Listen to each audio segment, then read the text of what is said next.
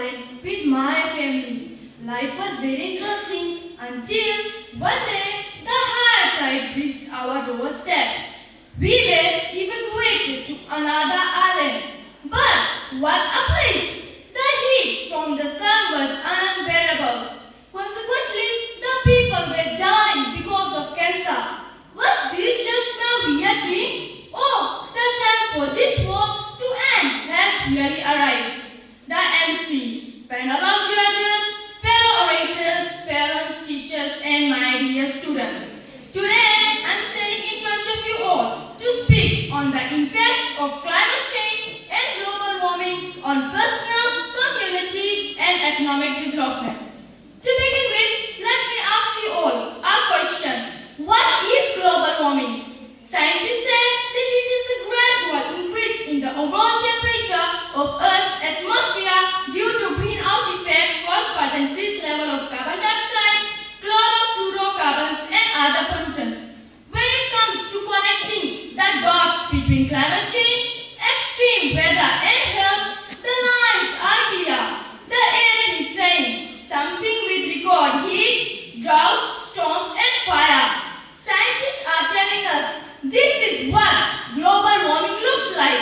But still, people are ignoring it. It is time now, my dear colleagues, to listen and to take action because there is plenty we can do.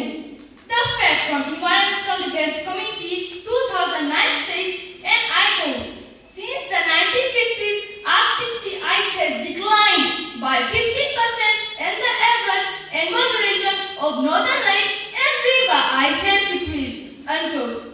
The deserts worldwide are increasing as a result of warmer temperatures. Global warming, my dear colleagues, rises the ocean temperature, and this could mean more frequent and stronger hurricanes. The intensity of drought and heat waves is also increasing in some areas of Earth, while other parts are getting better and better.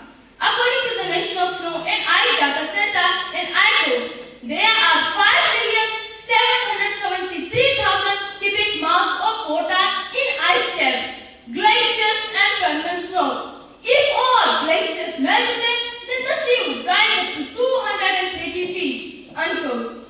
Flooding, fires, and wildfires, destructive storms, tsunamis, desertification, cold waves, death of ocean life, tornadoes, and dangerous thunderstorms are the common headlines in most news channels today.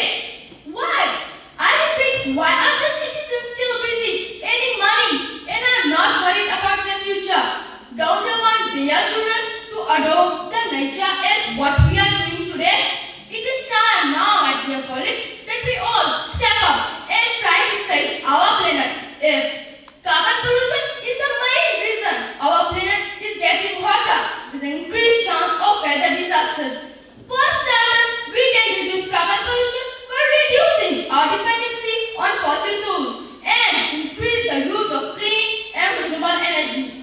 We would also implement policies that would help us prepare for flooding, drought, storms, and other consequences of climate change. This is not an easy task, my dear colleagues. There would be many people who would be denying the fact of what the earth and scientists are telling us. Setting limits on global warming, investing in green jobs and clean energy, driving smarter cars, creating green homes, building better communities, and transportation would surely help us reduce the hazard from global warming. At this juncture, I would like to thank the Help a Child Trust in collaboration with Ministry of Education and USP for organizing this important awareness. Finally, before I leave this stage,